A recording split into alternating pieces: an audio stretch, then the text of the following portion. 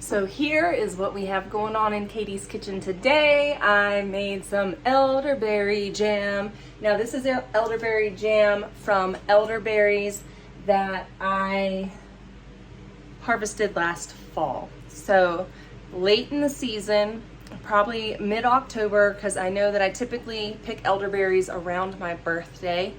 And so those have been in the freezer since then.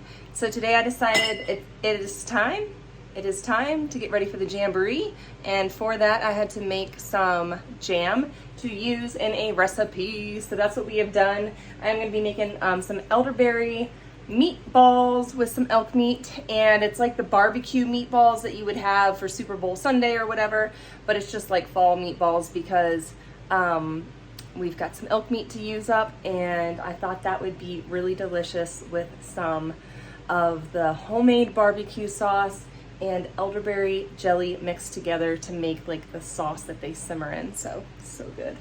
If you have been in the kitchen this week, if you are preserving food, let me know down in the comments. What is it that you have put up, that you've put away? Have you bought some extra cans of food from the grocery store? What have you done to set some food aside for the future, maybe for a rainy day or maybe for an emergency? I've talked about this before in other vlogs, and I talk about prepping and being prepared for if there's a job loss, or being prepared if there's an illness, or just being prepared for whatever may come up in the future. And part of that is just setting aside food and preparing for the unknown and keeping that food in rotation. Those are all things that I've shared about on my channel: how to rotate your bulk food, how to manage a year's supply of food, and I am continuously working to build on that year's supply of food. And this is part of it. So I actually have about 8 other jars of some jam that I put up a couple weeks ago, and this is going to be added to that. So I'm excited to have a couple of months worth of jams on the shelf. So one of the things that I want to encourage you to do is to make jam. It is really quite simple to make. It probably took me less than 2 hours to get it all done, and I just followed the instructions on the packet.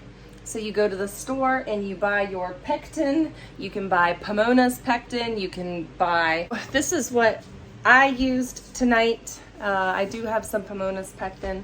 I couldn't find it right immediately. You know, I've had it set aside for this canning purpose, and then I couldn't find it when I needed it because I put it in a really good spot. Now I don't know where that is. So I used some of my stash of Sure Gel. I bought 2 more boxes at the store from my grocery haul this month.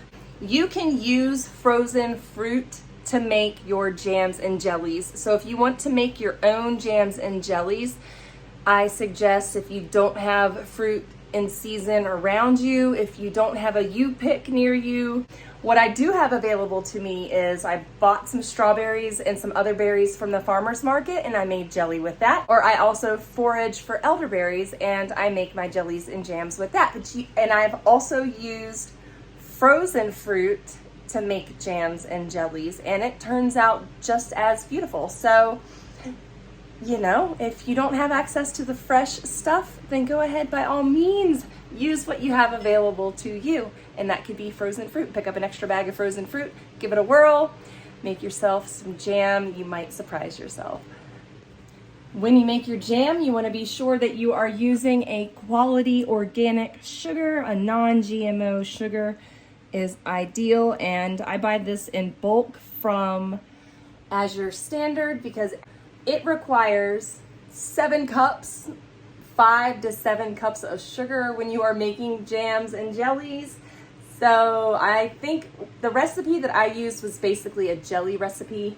So it took 7 cups of sugar for my 5 cups of juice, and then 7 cups of sugar. And then I got all of these beautiful jars worth of jelly.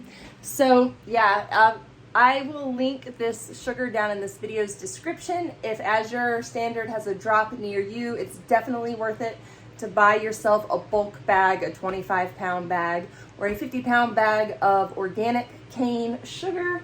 Always want to use the best products. The same thing when you're canning your vegetables and your more savory items. You want to use a real salt.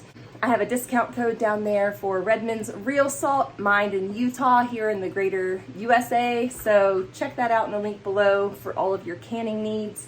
And I will put this video in the canning playlist for you just so that you can have access to all of everything that you need, all the information that you need, and the inspiration that you might need to start canning or to get up and make a batch of jam or jelly. Maybe can up a batch of green beans. If your store has some green beans that look good to you, some fresh green beans, go ahead and grab some extra green beans and can those up. Super easy, wonderful. So I thank you guys so much for joining me today. I hope you enjoyed sharing in this little bounty. Let me know down in the comments, what are some things that you have harvested or some things that you have gathered to fill your home with a little bit of goodness. I'd love to hear it. Thank you guys so much for watching today. Until next time, bye.